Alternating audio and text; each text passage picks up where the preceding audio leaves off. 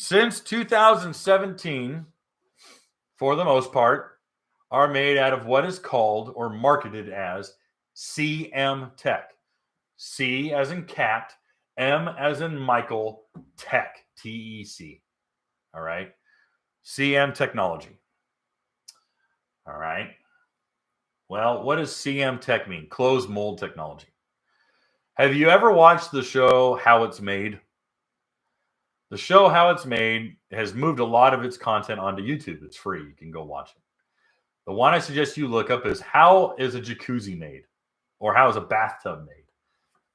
It's the same way. They take a sheet of acrylic, all right, effectively more or less tempered plastic. And that big sheet of acrylic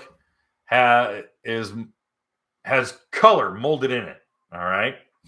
So that if you slowly ground on it, you would see color all the way through until probably it actually gradually changes. It actually will darken. But because they have dye in one level of it, the other side's typically black or a dark color. And the plastic, the sheet of acrylic, the colored sheet of acrylic, is put into a mold, and it's heated up, and it's molded, it's pulled into the mold into the shape of a hull. All right. Then they pop that new molded sheet of acrylic out. They take trimmers and they trim off all the casting flash off the top of the lip. So now it looks like a hull. And now it looks like a deck because the deck is made out of CM-TEC as well. There's another mold that comes in to the inside. It's a little bit smaller. It's on the inside of the hull. They inject all through the mold the chopped fiberglass so that it fills every nook and cranny. Every air pocket is pushed out. All right. And so now you have a nice solid, and when they pop the mold out, it's smooth. You guys with new seadoos, you ever ran your hand on the inside of the engine compartment?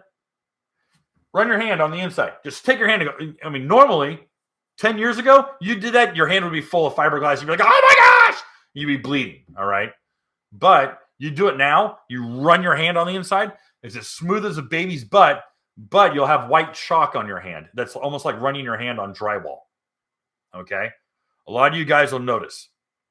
But it is injected molded, chopped fiberglass. CM-TEC is not painted. There's nothing painted on a Sea-Doo.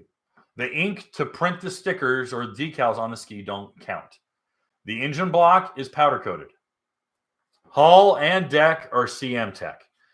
You have plastics that are injection molded with color in them.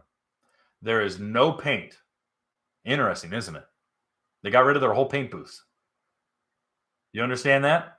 When they moved to Mexico and they started designing their skis, they moved with the intent of, we don't want paint booths. So, what happens when you scratch CM-TEC? It gouges.